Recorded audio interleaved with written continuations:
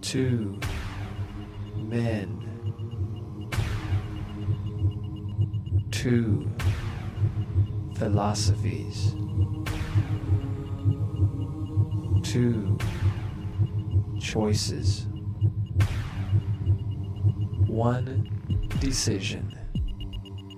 You decide.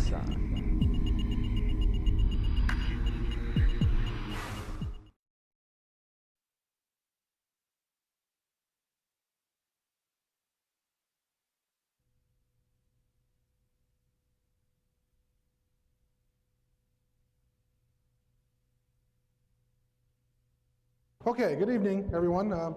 I had the great pleasure of appearing here last year in a similar format, although last year's format was where the questions were already decided. This time it's more of an open forum. So we don't really have anything worked out. I thought I would just start off by talking a little bit about evolution, what evolutionary theory is. I brought with me some overheads, and you may hear Dr. Hovind, for example, be referred to as a creationist.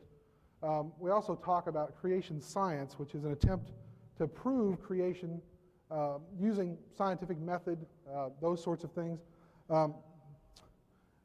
What I brought here is sort of a comparison of the two models. Scientific creation model, which says that the universe, the earth, and life on the earth were created by supernatural processes.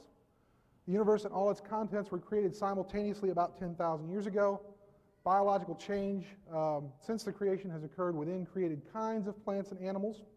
And the fossil and geologic records are the result of a worldwide catastrophe of a hydraulic nature, specifically the biblical flood. The evolution model, on the other hand, states that the universe, the earth, and life on the earth evolved by testable, natural processes. See if I can get that centered. Number two, the universe and all its contents evolved over time. The universe is about 15 billion years old, the earth 4.5 billion, and life on earth about 4 billion. Changes occurred within species, and new species evolve from existing species. And number four, the fossil and geological records are the evidence for billions of years of systematic change. Well, let's talk about evolution. And let me see. It's kind of hard for me to see. It's dark here, but how many of you really know what evolution means? The definition of evolution. If you're absolutely positive, you know what it means. Let me give you my definition of evolution, and one which a lot of biologists, anthropologists, chemists, physicists, all sorts of people of a scientific nature, how they use the term. But I'll just give you my definition. This is the definition I give my students in class when we sit down. Evolution is specifically a change in the gene pool in a population over time. It's that simple. It's a genetic change over time. Now, let me ask you a question. How many of you in this room tonight are exact carbon copies of your parents?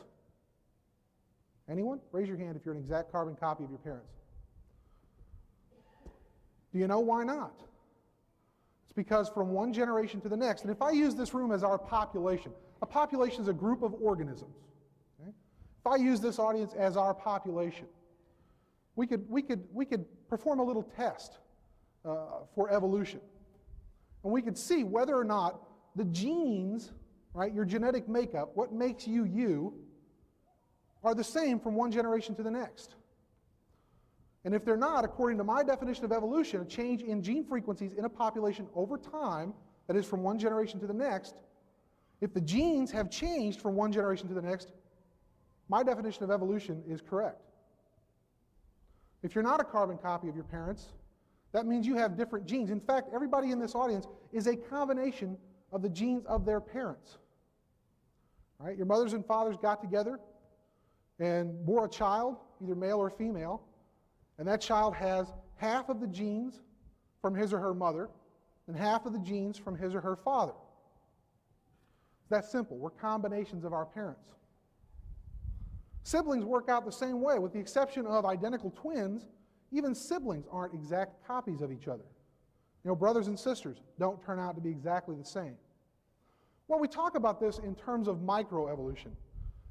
And, you know, I've heard Mr. Hovind say before that, you know, microevolution, I don't think he really has a problem with that, because after all, they're going to talk about changes within kinds of animals. Noah took on the ark 2 of each kind of animal. 2 dog kind, 2 cat kind, 2 ungulate kind, those sorts of creatures. Well, they have to explain, if Noah took 2 of each kind on the ark, how then do we get the diversity of species that we see today? Why do we have so many different kinds of dogs? Why do we have Dobermans and Dachshunds? And I've got a Chow at home, right? Different kinds of dogs. Well, that's microevolution.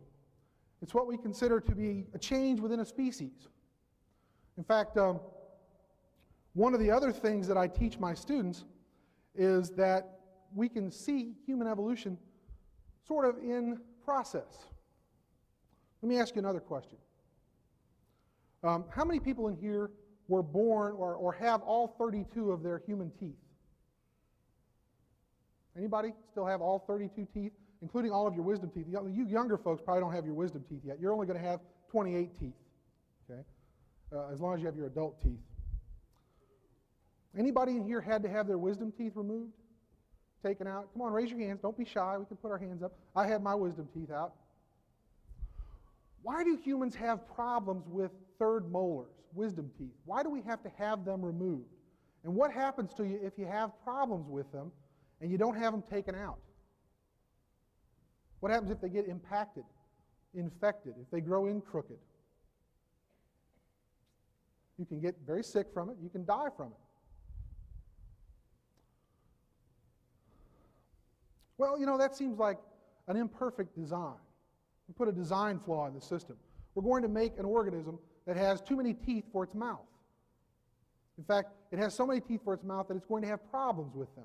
And if you don't have access to modern medicine, fortunately we do, we can go to the dentist, and the dentist can put braces on our teeth, or the dentist can pull some teeth. Right? I had to go to an oral surgeon. It was really nasty.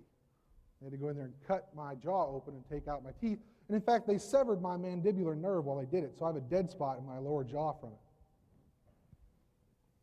When we look at human evolution, and one of the things that I will encourage you to do tonight, I brought along some fossil casts of some of what I consider to be our human ancestors. Okay? And I'm going to lay them out on this table, and I encourage you all to come up and look at them. I'll ask that you be careful with them because they're kind of expensive, and I don't want them to get broken, but feel free to come up and look at them. In fact, I'll be pointing out some features tonight on some of these casts. When we look, for example, at a human ancestor 1 million years ago, we find that they had 32 teeth.